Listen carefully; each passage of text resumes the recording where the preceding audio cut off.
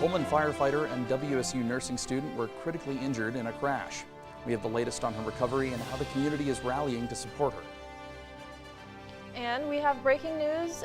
An arrest was made from a shooting that took place in December. What we know, up next. From the Northwest Public Broadcasting Studios on the campus of Washington State University, this is Murrow News 8. Hello, I'm Will Glasby. And I'm Emily Schmalz. Welcome to Murrow News 8. Pullman police, with assistance from the Whitman County Regional SWAT team, arrested 30-year-old Jorge Rigo Amezcua on Thursday in connection to the 2024 shooting death of Darcy Spracklin. Amezcua was taken into custody without incident after officers executed a search warrant at a private residence. He is charged with second-degree murder and possession of a controlled substance.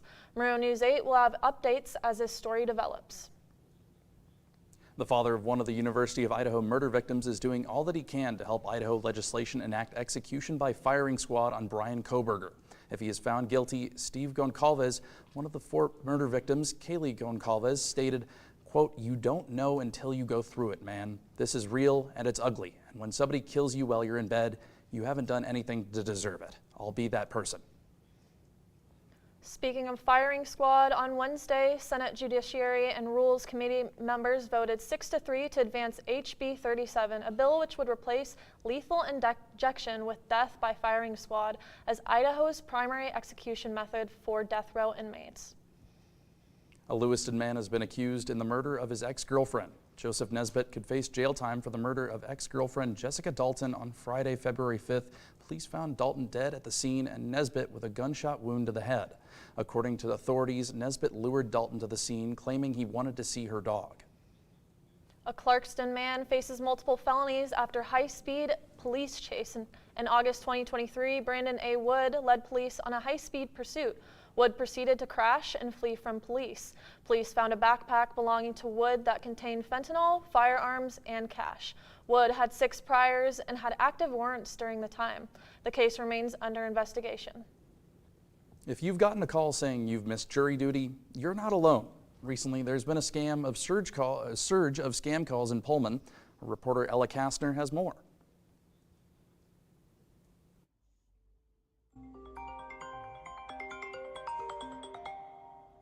The jury duty phone scam, as the Pullman Police Department calls it, has been targeting people across Pullman. On February 11th, the Pullman Police Department posted a statement saying they've received multiple reports of a telephone scam, with a caller impersonating a Pullman police officer. By the 14th, they had 5 additional reports. The caller is claiming that jury duty has been missed and says that a fine must be paid in order to avoid arrest. The scammer may even have sensitive or personal information such as your social security number or date of birth. This scam can appear as really convincing. Oftentimes, the caller ID will look like it's from a government agency or they'll know sensitive personal information. But it's important to remember that a police officer will never ask for personal information or money over the phone. If they do, contact the Pullman Police Department right away. Law enforcement works tirelessly to catch scammers.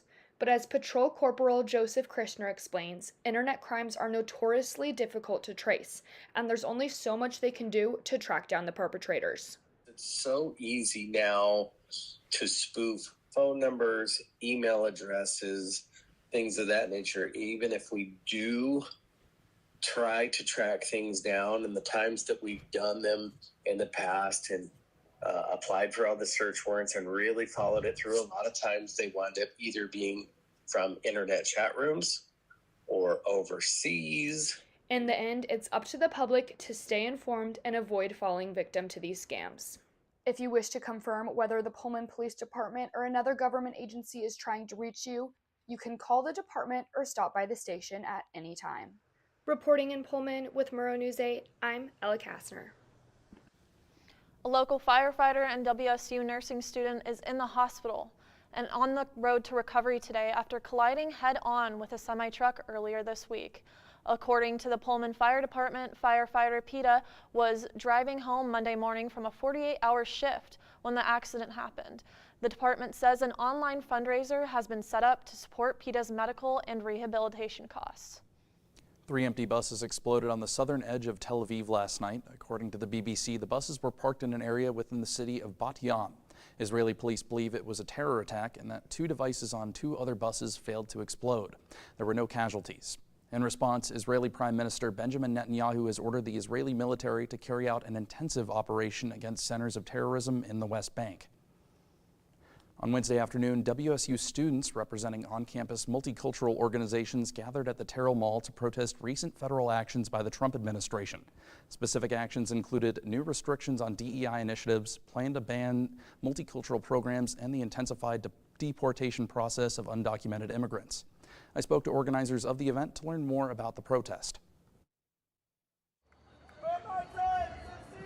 Our people will be free! I'm standing here on Glen Terrell Mall where a protest just occurred in front of the Carson College of Business, made up of multicultural groups throughout WSU, directed towards anti-immigration policies created by the new administration and DEI initiatives that are now likely to be removed from campus. I spoke to 2 organizers of the event, Rando Leon Raimundo and Luis Sotelo, both members of La Hermandad de OMT here at the university. So this is a kind of a student-led event that we kind of got together with a couple of student leaders in different organizations, kind of just to establish our basis and to get people in the same ideas to back our families, back our friends who are in danger right now due to certain policies that are being presented and being brought up to us by our president. And us as students and being able to voice our concerns, we want to really be able to do that, especially with having such a big stage to do it. So. I also spoke to Sebastian Walker, Vice President of the Gamma Iota Omicron fraternity here at WSU. So I'm a vice president for one of the multicultural Greek fraternities, and so some of our brothers are wearing their letters right now, and we're just trying to help bring more awareness of what's going on, because with all the policy changes going on right now, it's kind of hard to keep track of everything, and so we just want to help bring the news about what's actually happening, what's going on, how it affects people. I'm Will Glasby reporting. Elon Musk, head of the Department of Government Efficiency, made an appearance at the conservative gathering outside Washington, waving a chainsaw in the air. During the event,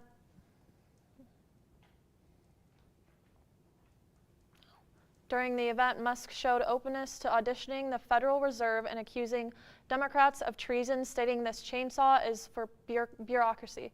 Musk, who has become perhaps President Donald Trump's most influential advisor, spoke more during the event about government spending and downsizing the federal workplace.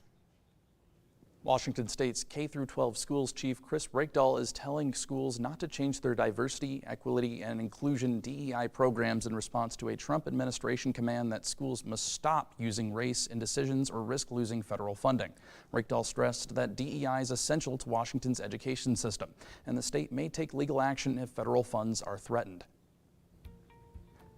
A major chain is coming to Moscow. We'll tell you how WSU students feel about it. And Washington's iconic state flag could be getting a makeover. More on the proposal that could change the design after the break.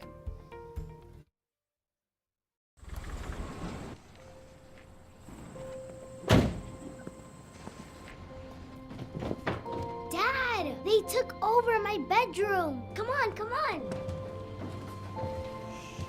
Okay, Dad. 1, 2, 3. Dad!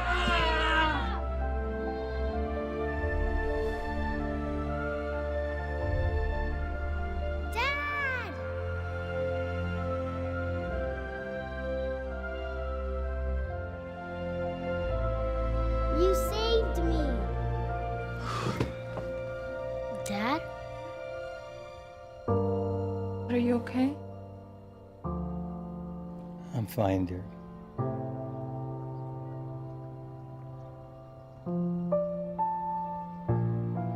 Your hero needs you now, and AARP is here to help. Find the care guides you need at aarp.org/caregiving. There. Can I tell you a cat joke?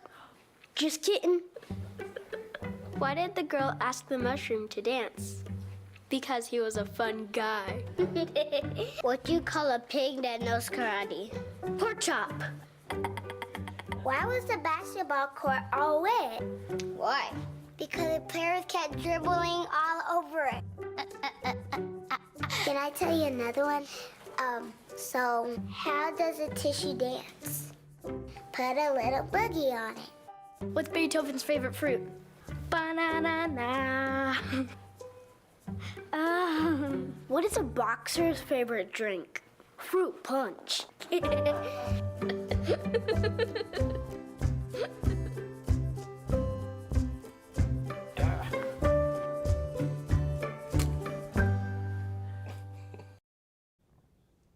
A new Chick-fil-A is set to open in Moscow, replacing a local restaurant at the Plus Mall. The news has sparked some excitement among WSU students. Our reporters Evan and Joey hit campus to find out how Cougs feel about the fast food giant moving in just a short drive away. Oh, we heard that they have two. They got two Chick-fil-A's in Moscow now. That's not fair at all. I mean, hey, we get one in the cup right here. We got plenty of room. You know, I think it's a real shame that Moscow has two Chick-fil-A's before we even have one. I just think it's tragic that running a business in Pullman is too expensive, and that's why everything's going to Moscow. I think it's really sad that Pullman doesn't have a Chick-fil-A. Please open one in Pullman. There are more students at WSU than U of I. Take Pizza Hut out, put a Chick-fil-A in. I think we can call it even. I think we can call it good. It don't even need to be on campus. Put it anywhere in Pullman. I think we should be good. Pullman Regional Hospital has worked with a WSU alum, Pierce Clausen from the Elson S. Floyd College of Medicine, in order to work on colon cancer research. The research found that by using a new computer software called GI Genius, their ability to detect colon cancer has increased by 5%.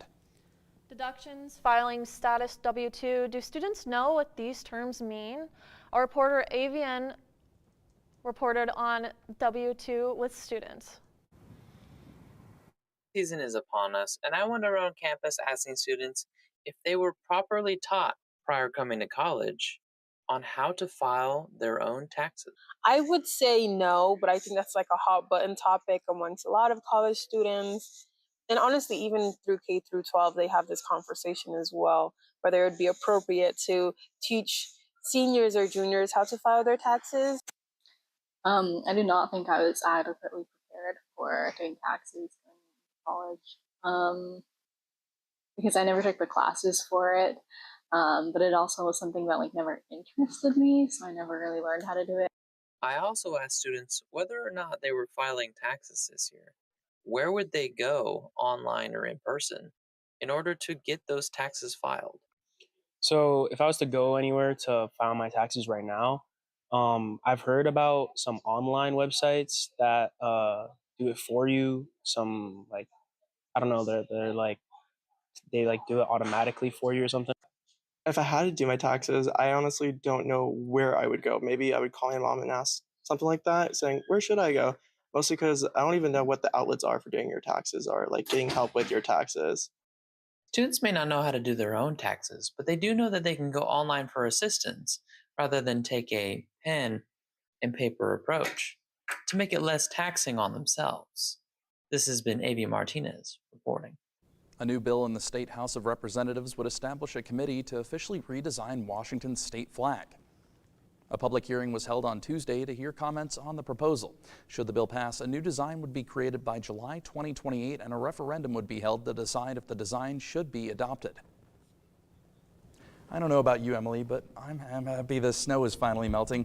Emery with weather will tell us if this melting will continue. And major updates to the downtown outdoor seating code. Cooper Morgan has an exclusive interview with a longtime downtown restaurant owner. Up next. Days, months. Hey, I'm Jim from across the street. Years. I'd like to give you this. A lifetime can rush by without realizing what we're missing. But it doesn't have to be that way.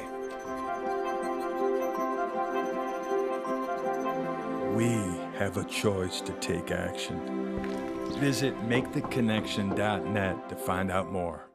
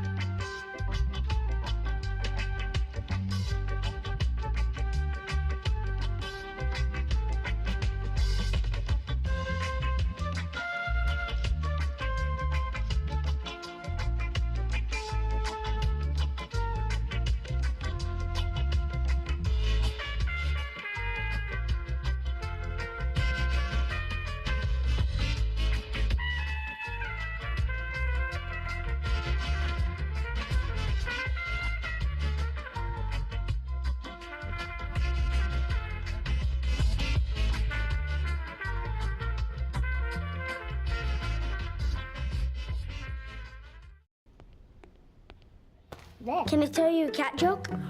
Just kidding. Why did the girl ask the mushroom to dance? Because he was a fun guy. What do you call a pig that knows karate? Pork chop. So how does a tissue dance? Put a little boogie on it.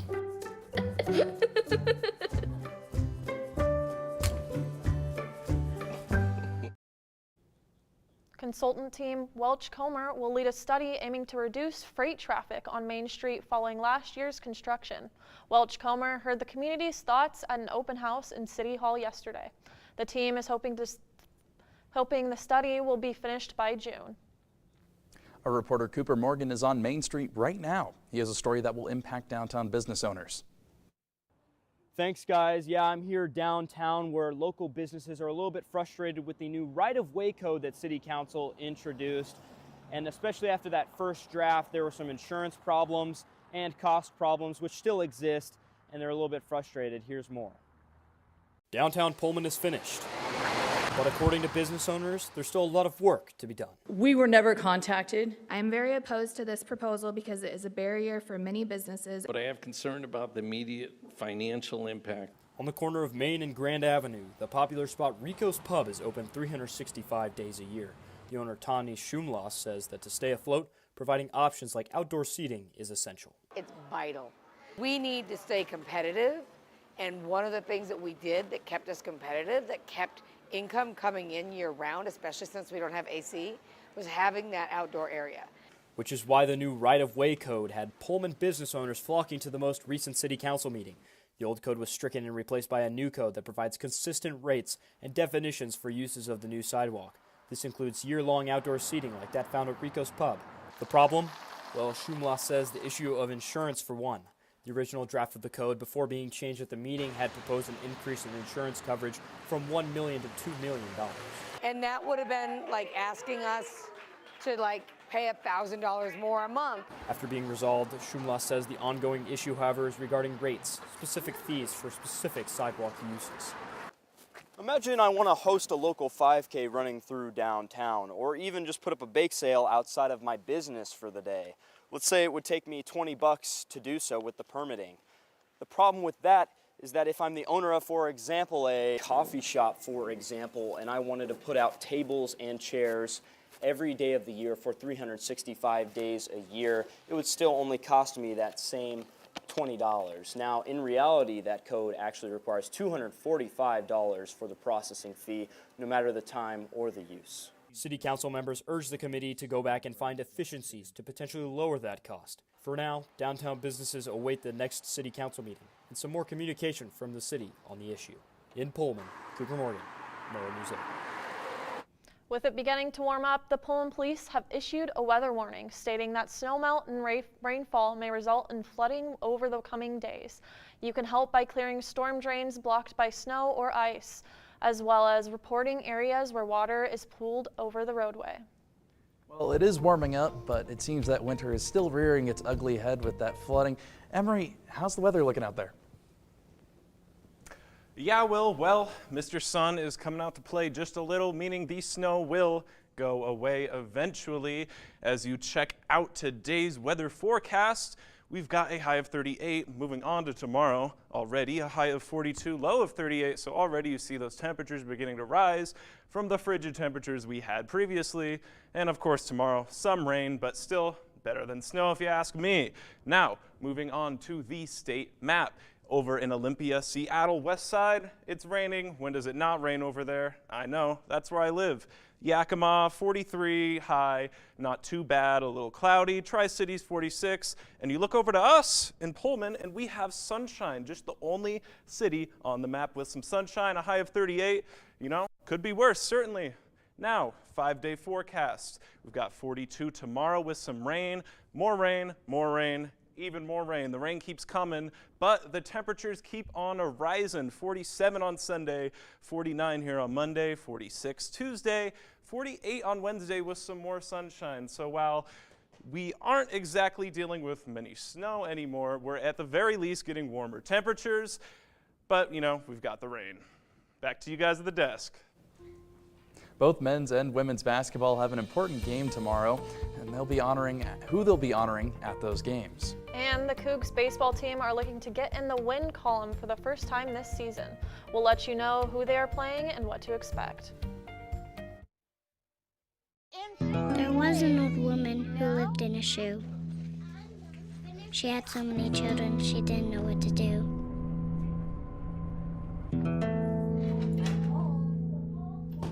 She gave them some broth without any bread and kissed them all soundly and put them to bed. Hunger is a story we can end. End it at feedingamerica.org.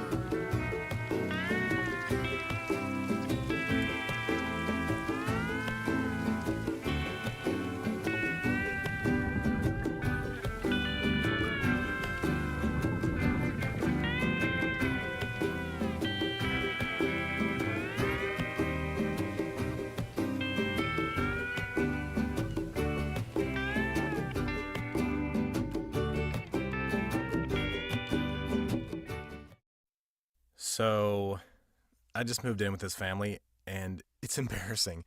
The little one, he likes to go outside and crawl around in the giant litter box. I don't know what he's doing. I mean, I was born and I knew how to use the litter box. Look at that! That's disgusting! Oh, poop already! You're making me nervous. Oh, okay, I can't look at this anymore. I really hope he grows out of this, for his sake. I'm Nick Rodebon. Here's some of the sports news today. The Cougs look to bounce back after losing the last 7 of their last 8. The Cougs are set to get to play against the Broncos from Santa Clara after losing to them earlier in the season, 93-65. The Cougs will look for better performances from Nate Calmise and Dane Erikstrup, as both had poor performances Wednesday night against Gonzaga. Now, about that loss on Wednesday night. Game in another one where there's a 7-8 minute spurt. This time it happened in the first half where we let it get away from us, and getting a 20-point deficit on Gonzaga it's a tough cold to climb out. Now let's talk about that loss on Wednesday night. The Cougs fell to the Zags 84-63. The Cougs started off strong, going up 8-2 in the early minutes, but after that it was all Zags. The Zags had a huge contribution from guard Nolan Hickman, who put up 23 points and 5 assists. Graham Ike put up 17 and 13, notching a double-double. Lawan Watts put up 19, 5, and 3. The Cougs were able to start the second half hot, but it felt like the Zags matched every bucket the Cougs had, and the Zags ran away with it in the end. Football season is upon us. The Cougs' spring schedule was released, and it all starts on March 1st. The Cougs will have 15 practices with the conclusion of spring ball coming on April 12th. The Cougs will only have a couple weeks to get acclimated to the new roster with 32 new faces and a brand new coaching staff. WSU baseball headed to Corpus Christi for the Kleberg Collegiate Classic, which started today at 10 a.m. The Cougs are currently down 9-0 in the bottom of the 9th inning. The season after starting 4-0, their first series of the season. They're playing Michigan State right now and then UCLA tomorrow, following that game with a 2-game series against Texas A&M. The Cougs look to keep winning at home as they take on St. Mary's on Senior Day. The Cougs beat the Gales in their first matchup of the year, 65-57. The Cougs will look for a huge performance from lone senior Tara Wallach, who had one of the best games of her career Thursday night against San Francisco. Wallach posted a huge double-double, having 20 points and 12 rebounds. Wallach also had 3 steals, 3 assists, as well as adding 1 block. Guard Eleanor Villa scored 13 points on 50% shooting. The Cougs had a big third quarter, outscoring the Dons by 10 points, which helped the Cougs win 67-59. The Four Nations tournament ended Thursday night as Canada beat the United States 3-2 in overtime in the TD Garden. Connor McDavid hit the game winner for Canada as he found a slot among the defense and was wide open and nailed the shot. The United States won the first matchup 3-1. Spring training begins today for the Seattle Mariners as they look to address off-season concerns. After their 2024 campaign concluded, the team and fan base were in shambles as playoff expectations were not met. But it's time to look forward as the team has reported to spring training. Just getting everyone together for the first time always feels good after a long off season, and really good energy I thought yesterday. Really excited about some of the at-bats that we saw yesterday. Guys really putting in a lot of work in the off season. You don't just show up and be able to do that without putting a lot of work in. So the Mariners are currently playing the San Diego Padres where they're down 3-1 early on. The game started around 12:10 earlier today. It's the 25th anniversary of a national day. We'll tell you what day and why it's important. Touchdown! Oh, did you see that? Whoa, we scored? Yeah, we scored. We're going to the playoffs. I can't believe I missed that. Every time I'm buzzed, I spend too much time on my phone. What? I should take your phone away. No. I'll call for a ride. Hey, why does my face look like that? I'm playing with these new face filters. Okay, you know what? Yep, that's mine. I'm gonna need that back. No. Kevin!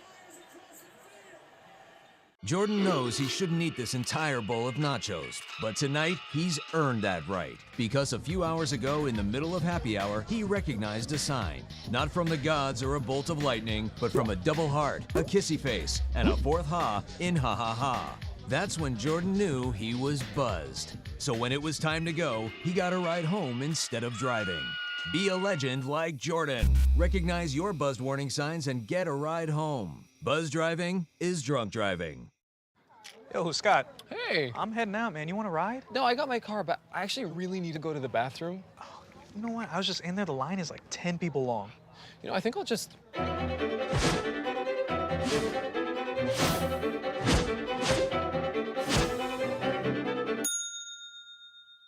Dude, are you okay? You wouldn't believe what I was just thinking. I am definitely buzzed. Yeah. I think I will take this, and I will take that ride home. Smart man. Did you see how that dog was looking at me? What do you think you're doing, Kevin? Was just gonna drive home. There are several warning signs present that you shouldn't be driving. Like hearing voices? Like your text-to-emoji ratio? Oh man, the selfies. Selfie. Nailed it. We all have warning signs that let us know that we're probably not okay to drive. Mine is pretending to be your subconscious. Craig, come on, man, let's put a ride home.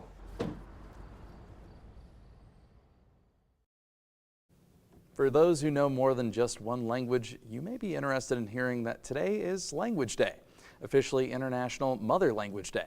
This holiday was first observed in 2000 as a tribute to the Bengali language movement, which sought to recognize Bengali as the official language of Bangladesh. Je ne sais quoi, Emery. Will, you stole my line there, so I'm just gonna go with ooh la la for mine. Bienvenue. I'm not sure. I took 2 French 1 classes. Yo soy mucho feliz. Thanks for watching Murrow News.